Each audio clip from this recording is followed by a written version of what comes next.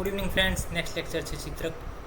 તો ચિત્રક સંસ્કૃતમાં ચિત્તા, હિન્દીમાં વાઇલ્ડ લેડ પોટ છે. પ્લમ્બેગો ઝિલાનિકા છે. એનું સ્વરૂપ કંઈક આ પ્રકારનું છે, જોઈ લો કે એક પ્રકારનું વાઇલ્ડ છે, એ જે છે ઘાતક છે આપણા માટે. બીજું કે સિનોનિમ્સ જે છે વહની સંકેત છે. પેરેનિયલ શ્રબ છે. હાઇટ 0.5 to 2 મીટર છે. થિકનેસ 1.5 ઇંચ છે.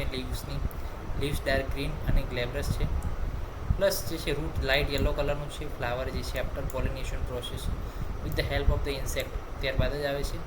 Brown to reddish brown dry જ્યારે હોય ત્યારે, અને ટેસ્ટ જે છે બીટર એક્રી ટેસ્ટ છે. ફ્રેશ હોય ત્યારે યલો અને ડ્રાય થઈ જાય રૂટ ત્યારે બ્રાઉન ટુ રેડિશ બ્રાઉન જે છે એનો કલર થઈ જાય છે. કલેક્શન જે છે ઓલ ઓવર ઇન્ડિયા જોવા મળે છે. ક્લાસિફિકેશનમાં વેજીટેબલ ઇરિટન્ટ પોઈઝન છે એક પ્રકારનું. પ્લમ્બેજિન નામની એની અંદર એક્ટિવ પ્રિન્સિપલ છે. થેરાપ્યુટિક ડોઝ 1 થી 2 ગ્રામ. ફેટલ ડોઝ કોઈ સર્ટેન નથી. અને 2 થી 10 દિવસમાં, 2 કલાકથી 10 દિવસમાં ફેટલ પીરિયડ હોઈ શકે છે. ચિત્રકારી વટી ચિત્રગૃત એના ફોર્મ્યુલેશન છે. જો ફેટલ ડોઝ લેવાઈ જાય તો શું ટ્રીટમેન્ટ કરવાની? ગેસ્ટ્રિક લેવેજ કરાવવાનું, પ્લસ ડિમલ્સનનો ઉપયોગ કરવાનો કે જેથી ઝેર જે છે અંદર એબ્સોર્બ છે ઓછું થાય, સીધું બહાર નીકળી જાય.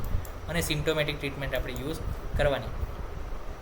જ્યારે પોઈઝનિંગ જોવા મળે ત્યારે કેવી સિમ્ટમ્સ જોવા મળે? વેન એપ્લાઇડ એક્સટર્નલી, સ્કિન જે છે રેડ થઈ જાય, વેઝિકેશન જોવા મળે ફૂલ્લી.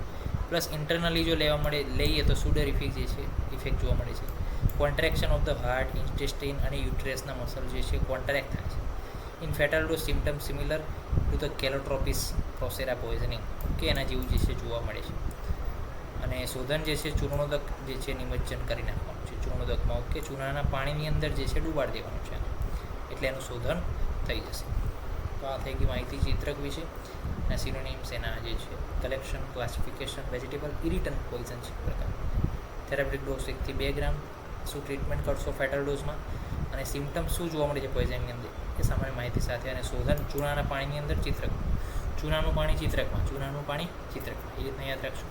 નેક્સ્ટ લેક્ચરમાં મળીશું ભાંગ. આપણે જે જાણીએ છીએ રોજબરોજના જે છે તહેવારોમાં પણ, અનેક તહેવારોમાં જે છે એનું સેવન કેમ શુભ માન્યું છે અને કેટલા પ્રમાણમાં જે છે સેવન યોગ્ય છે, એના વિશે માહિતી મેળવીશું. રજા આપશો. જય હિન્દ, જય ભારત, જય આયુર્વેદ ચિત્રક.